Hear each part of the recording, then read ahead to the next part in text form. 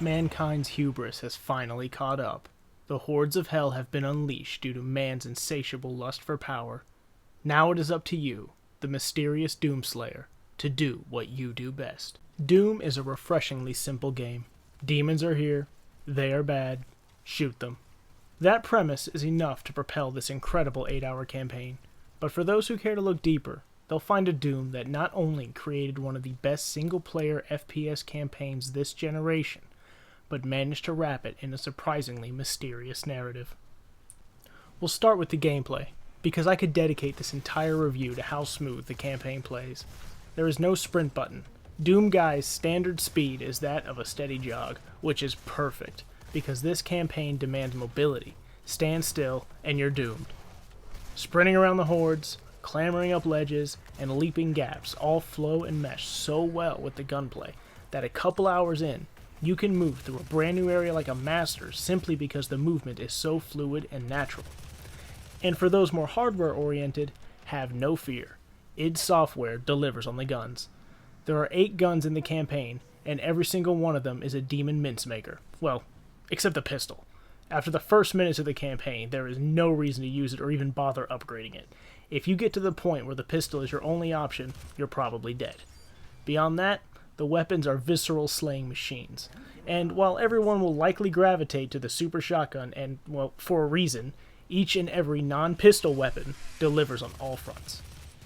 The weapon's greatness is further enhanced by the addition of mods, separate upgrade paths that can significantly change the way you handle a weapon.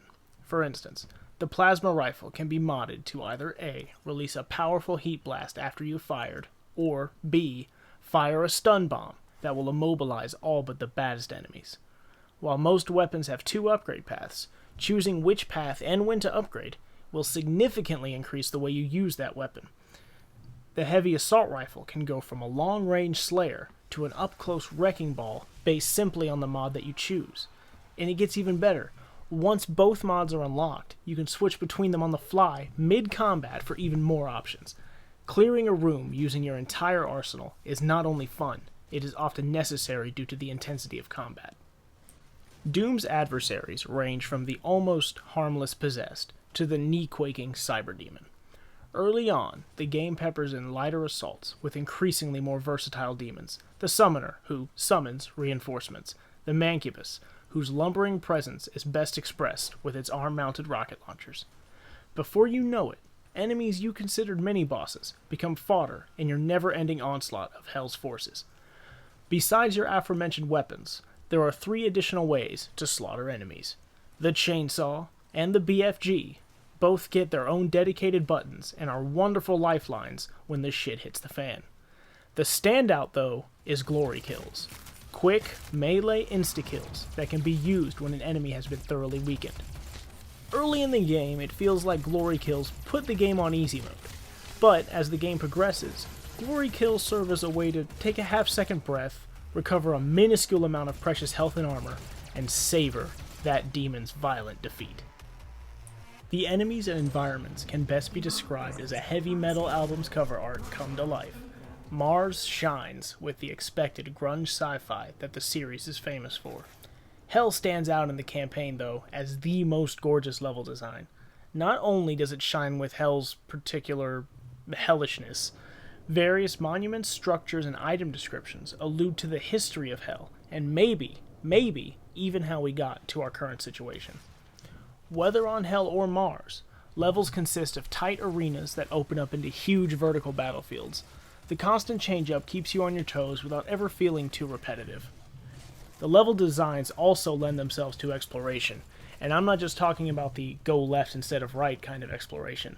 The secrets, which include classic Doom levels for replayability, and collectibles, are hidden in such ways that finding them is an accomplishment worthy of boasting.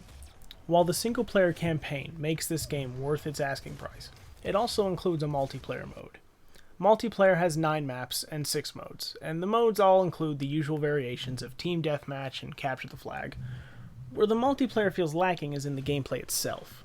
At first play, Doom multiplayer plays like a classic arena shooter in the vein of Quake or Unreal Tournament. It loses this when you notice the lack of weapon pickups and the inclusion of starting loadouts for each player. Doom multiplayer blends good ideas from arena shooters like Quake and more contemporary first-person shooters like Call of Duty.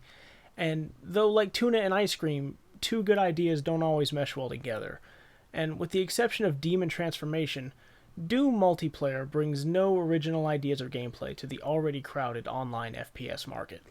Last but not least, Doom introduces us to a level creator called SnapMap, a level design tool where players can take pieces of pre-rendered arenas and snap them together.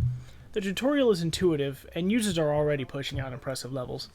Maybe the system could use a little more wiggle room in terms of creativity, but for now, to me, it serves as the frosting on this ultra-violent cake. Doom is a glorious return to form for the franchise. The game oozes classic design, while improving itself with new-gen hardware. Exciting combat, glorious kills, and enough heavy metal to give you lead poisoning.